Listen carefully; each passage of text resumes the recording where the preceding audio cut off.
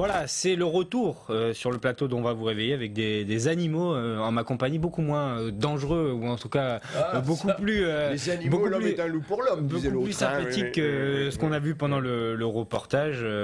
Voilà, bon, écoutez, c'est des petits serpents, c'est ça. Bon. Moi, ce que je trouve le plus dangereux dans les animaux domestiques, c'est quand on les relâche, quoi. Hein. Oui, mais il ne faut pas les relâcher, justement. Ah oui, mais normalement, bon. c'est interdit. Bon, bref, on ne va pas épiloguer là-dessus, parce qu'il nous reste beaucoup de choses à évoquer. Alors, je vous rappelle que Pascal Marmé signe Si tu savais, c'est un roman aux éditions France Empire. C'est l'histoire croisée, pas l'histoire croisée, mais c'est l'histoire de Sabrina et de Marc. Sabrina devient née, et donc, on en a parlé pendant toute la première partie. On en redira un mot pour la conclusion de cette émission, mais j'aimerais qu'on parle aussi des autres activités aussi de Pascal Marmé. Voilà. Alors, au départ, je crois d'ailleurs que la littérature, ou en tout cas l'univers de la littérature, de l'écriture, c'était pas vraiment votre domaine d'activité professionnelle, j'entends, parce que j'imagine que vous avez toujours aimé cela. Et aujourd'hui, vous animez aussi sur la côte, en tout cas, des soirées, des moments comme ça où on échange avec certains auteurs. Je vais laisser Michel en parler un petit peu, et puis après, on vous posera quelques questions là-dessus, parce que ça aussi, ça fait partie de la communication nécessaire. Il y a un beau mot qui est le mot cercle, hein, le fameux cercle des poètes disparus. Ben là, pour une fois, c'est le cercle des auteurs présents, vivants, causants. Voilà. Et je sais que les auteurs, souvent, ils sont très causants sur leur œuvre. Donc, voilà, Pascal Marmé s'est reconverti à Nice dans l'hôtellerie. Bon, c'est pas facile, qu'en plus, c'est pas un métier simple, hein, ça préoccupe.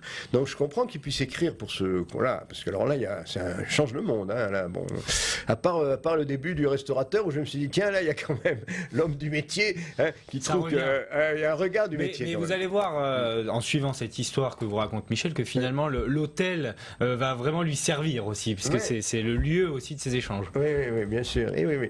Donc voilà, alors Pascal Marmé s'est reconverti dans l'hôtellerie, donc il a un espace qui peut permettre de recevoir des gens. C'est pas très très fréquent à Nice. Hein. Trouver un lieu pour faire quelque chose, c'est pas évident. Donc et voilà. Donc avec des amis qui écrivent et qu'on a presque tous reçus ici, hein, d'ailleurs, avec des amis qui écrivent, eh bien une fois par mois. Hein, une fois par mois maintenant. Ouais. Dites-nous, allez, racontez-nous. Voilà, j'ai eu l'idée de ça parce que j'essayais de trouver en fait le lien entre ma profession, donc l'hôtellerie, et ma passion, la littérature, l'écriture. Il fallait que je trouve quelque chose entre les deux pour me permettre d'assouvir en fait ma passion. Et j'ai eu l'idée de ça parce que nous avons la chance à l'hôtel Aria d'avoir une grande salle des petits déjeuners.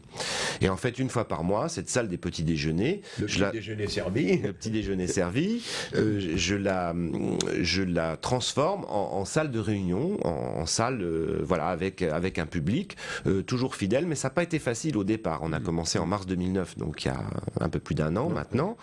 Et mon premier invité, ça a été Luciano Melis, que vous connaissez bien, je crois, éditeur et écrivain également pour Garibaldi. Nous avait présenté son Garibaldi à l'époque.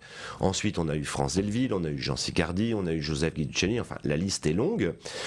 Toujours est-il que maintenant, tous les mois, c'est un rendez-vous, c'est un rendez-vous incontournable, et on a des partenariats avec la presse, etc. Et c'est un vrai bonheur. Et donc ces soirées vont recommencer maintenant, parce qu'on avait fait une petite pause pour l'été. On n'avait pas fait de soirée pour l'été pendant la période estivale, parce que on a beaucoup de touristes, des Allemands, des Anglais. Dans l'hôtel, ça les intéresse pas forcément. Oui, voilà. Mais hors saison, on s'est rendu compte qu'à l'hôtel, on a beaucoup plus de Français. Donc, par conséquent, un public pour ces soirées littéraires. Et donc, ça va recommencer à partir du 9 décembre. Et mon invité, c'est Jean-Pierre Diric, qui est un auteur de bande dessinée que vous connaissez peut-être, Michel. Non, on l'a pas reçu. Faudrait nous donner les coordonnées. Hein, on l'invitera à cette occasion. C'est avec grand plaisir que je vous donnerai ses coordonnées. Il vient chez moi le 9 décembre. Et on s'est rencontrés au hasard d'un salon. On s'est rencontrés à Besançon. quand j'ai fait le salon de Besançon pour présenter Si tu savais. Parce qu'avec Si tu savais, j'ai la chance aujourd'hui de rentrer dans le cercle privé des auteurs qui vont dans les salons, et c'est un vrai bonheur. Bon, j'ai fait Besançon, on s'est vu à Montsartou, là bientôt je prépare le Touquet, je vais au Touquet du 11 au 14 novembre, là, donc c'est un beau salon. Je reviens et je fais le salon de Toulon le 19, 20 et 21 novembre. Voilà, donc c'est des allers-retours permanents. C'est un retour permanent. Ah oui, c'est un roman qui vous fait bouger. C'est un roman, d'ailleurs comme Sabrina, puisqu'elle voyage, il y a 2 régions qui sont mises en valeur dans ce livre, c'est pour ça que 2 régions que j'adore d'ailleurs. La région de Biarritz où j'ai passé des vacances sublimes il y a 2 ans avec mon papa, c'est là où j'ai eu l'idée en fait de ce roman, de la trame du roman, et notre belle région de Grasse. Voilà, c'est ces 2 régions du sud, le sud-ouest et le sud-est, qu'il est bon de mettre en valeur. Ça reste le sud, c'est le principal. Sabrina, d'ailleurs, oui, c'est bien fait parce que c'est par son sens olfactif qu'elle découvre les régions, quoi. Quand elle est au bord de la mer, elle sent la mer. Quand elle est et on la retrouve dans la garrigue, dans cet espace quand même particulier de la Provence. Et c'est là qu'elle va rencontrer un homme qui va changer aussi sa vie quand même, parce que c'est le 3e personnage important du roman. Il s'appelle Oscar. Et c'est le rôle du vieux sage qui est toujours là. Il faut toujours un grand-père dans les romans initiatiques. Donc là, c'est le vieux sage qui va la prendre, la guider, et puis la guider à distance. Mais bon, il ne faut peut-être pas tout dire parce que c'est un des éléments un peu d'intrigue, donc il ne faut pas tout le raconter. Et voilà. Et si tu savais, c'est un nom pour un parfum. Voilà. Alors là, je me suis inquiété. Je me suis dit, voyons, si j'étais directeur de marketing, est-ce que je prendrais ça comme nom? Qu'est-ce que vous en dites? C'est un bon titre, ça? C'est un bon nom pour un parfum? C'est un très bon nom pour un parfum. Le parfum existe. Le parfum existe. Et vous allez avoir des ennuis là. Alors, mais non, pas du tout, parce qu'il existe et c'est Gallimard qui l'a créé, mais qui ne l'a pas créé pour le roman. Il l'avait créé déjà en 2004 et ce parfum existe et est vendu sous la marque Gallimard et s'appelle Si tu savais. Vous 3 lui avez petits points. demandé l'autorisation? Bien sûr, non seulement j'ai demandé l'autorisation à Jean-Pierre Roux, mais ensuite, je vous rappelle, Michel, que ce livre a été écrit avec la complicité de Gallimard, et je le précise au début du livre. Gallimard m'a donné l'autorisation d'utiliser son nom, sa marque, et plein de choses, et surtout à cette occasion, et surtout à cette occasion, j'ai rencontré des nés de chez Gallimard pour pouvoir écrire le roman, parce que je ne sais pas si vous avez remarqué, mais il y a énormément de détails techniques sur les parfums, sur la création d'un parfum. On est dans le vrai là. Et en tant que romancier, on peut pas inventer ce genre de choses. Alors justement, vous me posez là, vous soulevez là en tout cas une question importante pour les gens qui souhaiteraient découvrir ce métier. On peut aussi justement découvrir la spécificité de ces métiers-là, et ça c'est toujours sympa aussi de découvrir du vrai dans un roman. Et puis retrouver aussi c'est un métier où les créateurs sont forcément un peu, comment dire, enfermés en eux-mêmes. Enfin, c'est un métier assez secret. Ils ne livrent pas leur pour eux, le rhume, c'est dramatique.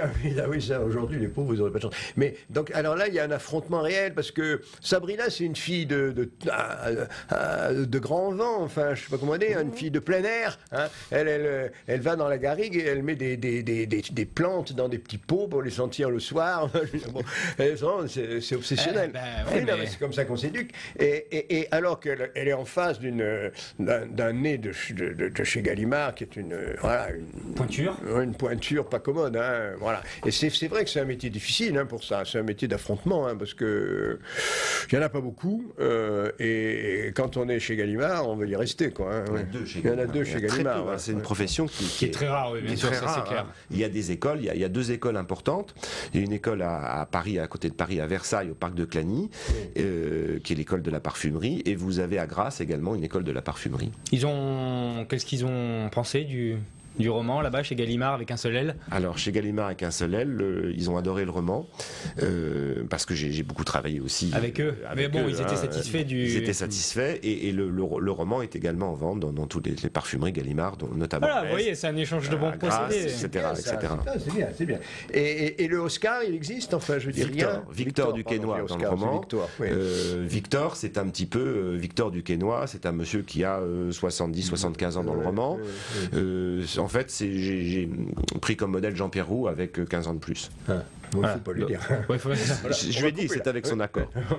Bon, on va conclure cette émission. Alors, les conclusions sont toujours un petit peu plus longues que dans les autres émissions, puisque c'est de tradition. C'est Michel qui explique pourquoi il faut lire ce livre. Voilà, alors avant, je veux qu'on rappelle que les cercles littéraires de Pascal Marmé se passent à l'hôtel Aria. Quartier des musiciens. Dites-nous bien où ça se trouve, cet hôtel. Alors, c'est un hôtel qui se trouve dans le quartier des musiciens, 15 avenue Aubert, donc l'hôtel Aria. Et une fois par mois, nous recevons des auteurs. C'est quel jour de la semaine d'habitude et à quelle heure? Il n'y a pas de jour. Chaque fois, une fois par mois. Là c'est un mercredi, je crois, c'est le 9 décembre. Voilà, à suivre sur Internet aussi, on trouve les coordonnées aussi de ces soirées. Bien sûr. Je vais conclure par ce que je disais, et c'est pas du tout péjoratif. Après, je me suis dit peut-être qu'ils vont prendre ça mal, mais non. Je veux dire, c'est vraiment un livre pour le week-end. C'est-à-dire, c'est un livre où on se déplace, où on vit, on se promène, on oublie tout. On voit que les autres ont des embêtements beaucoup plus grands que ce qu'on a. C'est aussi une fonction du roman de nous montrer que ma foi. On le lit le samedi, on va à la parfumerie le dimanche. Voilà, et puis on va se promener. Mais en même temps, c'est un livre vrai, quoi. Je veux dire, c'est des personnages contemporains authentiques qui vivent la vie de. Voilà. Ça ferait un beau scénario d'ailleurs, mais je ne sais pas si c'est en prévision. Mais enfin, ça ferait un beau scénario de roman, je crois. Enfin, de film ou de téléfilm. C'est un vrai scénario de cinéma. Voilà, parce que le scénario de roman, il existe bel et bien. Et il s'appelle, si tu savais, Pascal Marmé, donc aux éditions France Empire. Ça coûte 18 € et c'est donc un bon roman donc pour le week-end qui arrive et pour la semaine aussi. Agréable à lire. Selon les rythmes de lecture de chacun. Voilà, c'est en tout cas notre petit conseil de la semaine. Merci à tous les deux d'avoir participé à ce café littéraire sur Nice Azur. On a un petit cercle, mais avec beaucoup de sorties. Avec beaucoup de sorties, exactement. On se retrouve la semaine prochaine, Michel et Pascal, au prochain roman. Vous êtes la bienvenue sur ce plateau. Passez un très bon week-end. N'oubliez pas d'ouvrir vos livres tout le week-end et on se retrouve lundi. Salut.